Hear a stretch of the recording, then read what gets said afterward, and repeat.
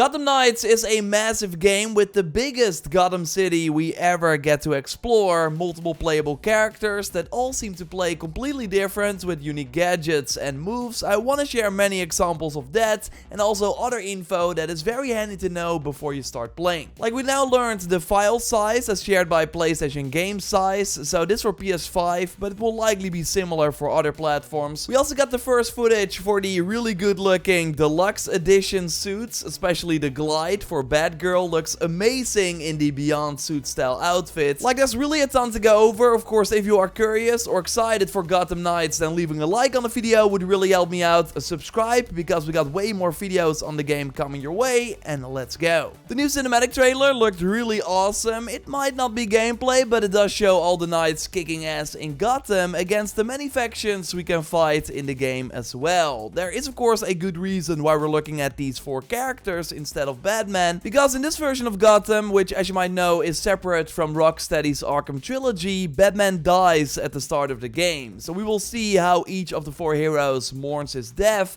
and is then forced to work together because criminality skyrockets as the different gangs are not afraid anymore to cause some trouble. At the start of the game, we encounter the freaks who are not really smart and just want to see things burn, but there are also regulator enemies, mob enemies. In the prison, some criminals are set free, so we can fight those. We can encounter the police, but the main story focus is of course on the mysterious Court of Owls, who have never been prominently featured in a game before. Luckily, we got the help from Alfred and Batman himself, thanks to pre-recorded training challenges we can access in our home base, the Belfry, that will also help us understand the new gameplay mechanics. Because Gotham Knights is also really different gameplay-wise compared to the previous Arkham games. For one, there are elemental attacks you can use to your advantage, like igniting an enemy with a trap from Robin. Your Batarang can apply poison damage, for example, or you can freeze a target in place, and this even works against bosses,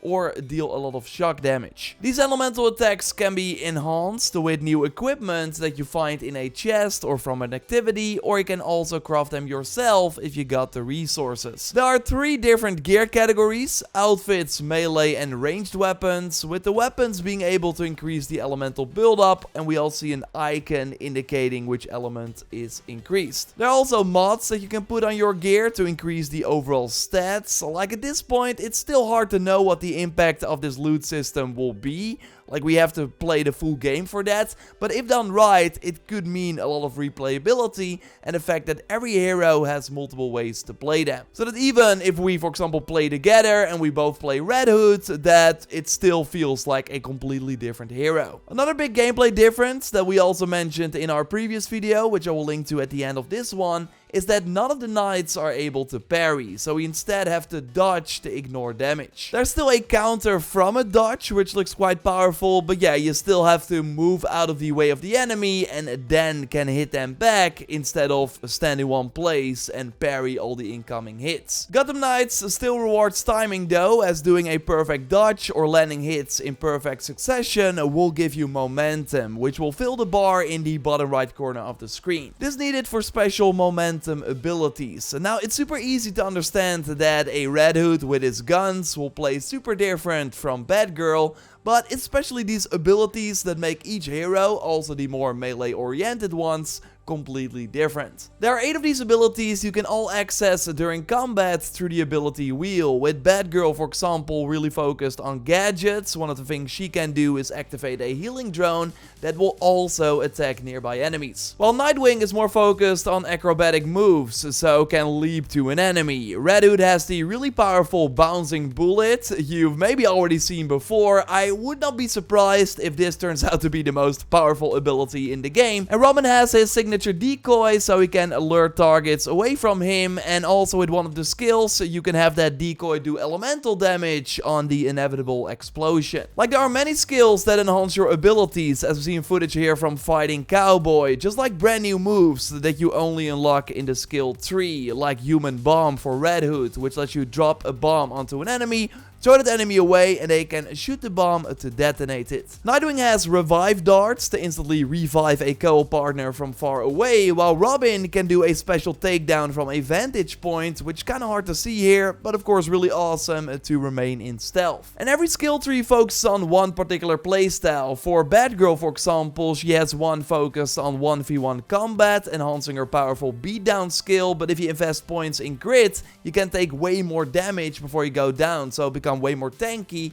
and can even revive yourself. Her third skill tree, Oracle, is more for these special pulls you can also do to scan hackable objects in the environment, but now you can use it for aggressive purposes as well. Like, there seems to be a ton of depth, and not to mention the Knighthood skill tree that unlocks after some story progression. I think this cutscene is linked to it, where we see each hero learn their unique movement ability, like Batgirl's glide by scanning Batman's old suit, but there are way more unique unlocks in this fourth tree. Every skill requires 1 to 3 points to unlock, as also noted on the icon, and the developers noted that if you complete most of the game, you will have unlocked most, but not all of the skill tree. Now, if there was New Game Plus, then we would of course be able to unlock everything. There are some rumblings about it. I will keep you posted in the pinned comment, because I'm not 100% sure if that's in the game, but that would of course be cool. And while you can play all the content in the game with one hero if you want, you can also switch between them at the belfry outside of missions at any time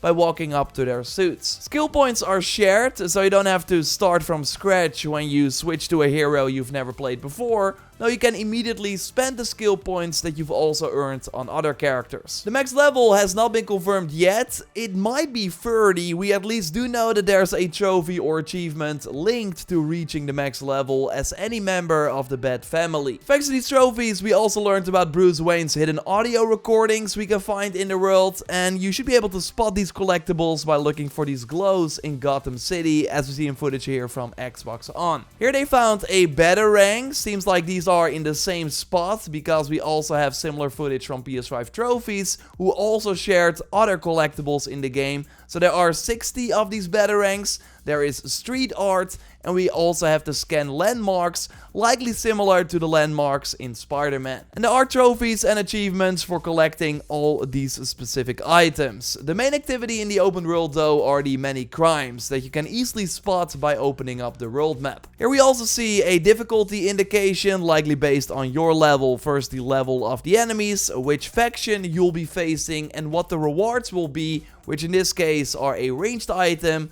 some resources, and XP. And the rewards should differ depending on the faction you'll be fighting during the crime, and we also see that it is indeed different during this regulated crime on the map. I think these crimes are endless, and they also reset per night, so if you did not do them in one run, they will be gone when you go out the next day. And to quickly recap the core gameplay loop, so you start at the belfry during daytime. Here you can prepare yourself, craft some gear, choose the character you want, and then you can go out and face the many crimes of that night. There are also special villain nights that you can trigger after completing certain missions of that villain quest chain. This will then unlock the confrontation against Mr. Freeze, Clayface or Harley, and these fights start outdoor, after which you can go into an instanced area where you have multiple, in the case of Harley, really cool looking rooms where you have to fight multiple enemies, and then in the end you have the boss fight against the particular villain. I overall think we should not expect a lot of things to do in the open world. We already saw many like empty spaces in the preview footage, and next to the crimes and the collectibles,